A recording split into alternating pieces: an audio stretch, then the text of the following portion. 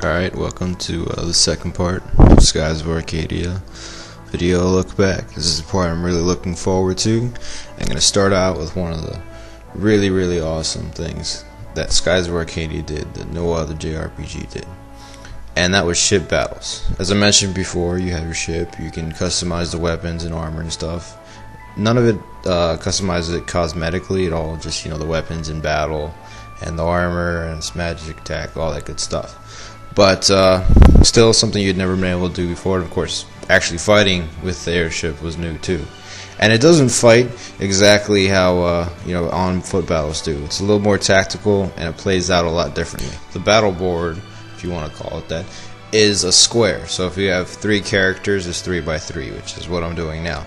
Normally in a ship battle, you have all 4 characters, so it'll be 4x4. Each character gets to choose which sort of attack he wants to use and when he wants to use it, so you can pick the order. A lot of the options in the ship battle were very similar to the on-foot battles, but they played out a little differently. You couldn't run away from them. You could use items, but there were ship-specific ones that you had to buy separately, like repair kits, gear grease, shredder bombs. There was a defend, it was called evasive maneuvering. And the attack, the normal attack, used spirit. So you had to measure your ship's spirit a lot. You couldn't just keep using attack and attack and attack. You had to do a lot of focusing, you had to defend. And there's 3 different types of basic attack weapons. There was the regular main cannons. You could buy new ones, they're not all called main cannon. But what those cannons did was rely on a character's strength or power. The higher strength, more damage. Of course, you bought better ones that were much better, but if you attacked with Vice with that cannon, it would do more damage than if you attacked with Aka, because he generally has a lot more power. And also early on in the game, you get a magic cannon, which allows you to use magic attacks like Pyre and other stuff as a cannon shot, and it'll do more or less damage. That also depends on your magic attack and weaknesses and all that good stuff. It was pretty tactical. The way the board worked was that there was 3 different colors: green, yellow, and red. A red square said that it would be an enemy critical point, which is if he attacked, which like 95% of the time they did do an attack on a red square, it would do more damage than normal, about twice as much damage as normal. A yellow one is like a medium critical, I guess, and they would do it and again, they would probably attack on one of these squares, but it would do about 1.5 times the normal damage. A green square doesn't necessarily mean they won't attack. A lot of the time they still will, but it won't do a whole ton of damage. I mean, of course, that always depends on their attack, but it won't do, the maximum damage like a red square would do. You get these squares as well. They don't show up with a color. There's just a little like steel triangle diamond thing with a C on it. And when you do that, it's not only a guaranteed good attack position, because you're not always in a position where you can attack. You can't tell until, of course, after you've already chosen and the scenario is played out. But if you see one of these, you will be able to hit. It won't be a target lost or anything like that.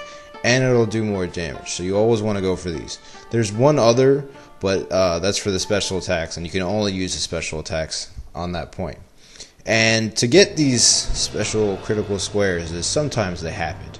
But also during battle, like after 1 or 2 turns, you would sometimes get an option to do something, like they'll say one of the enemies is trying to get around you. What do you want to do?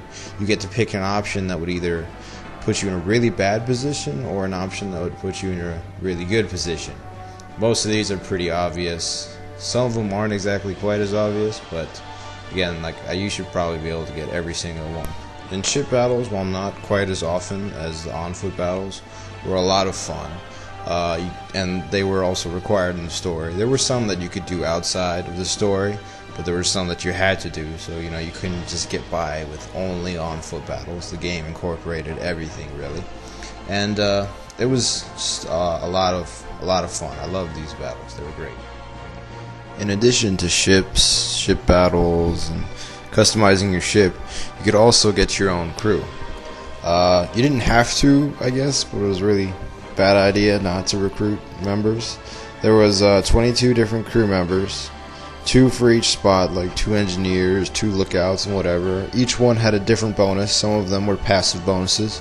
Some of them were like specials they could do while you were in a ship battle. And also, once you had a crew, you could also do crew specials on the on-foot battles, but they used up like your entire spirit bar. You had to fill it up and use it. But they were still pretty cool, and they did a lot of damage, and they could heal you. It all depended on which crew members you had active at the time when you chose the special.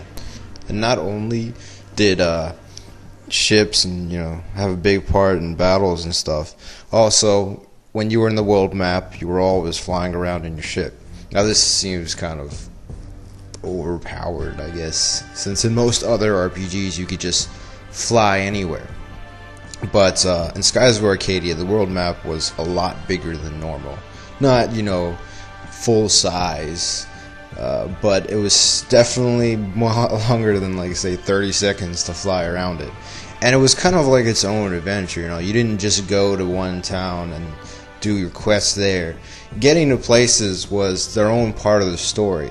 Like, anyone who's played it could probably agree with me that South Ocean is a cruel bitch mistress, and the Dark Rift is really trippy, and the world map was just a lot of fun.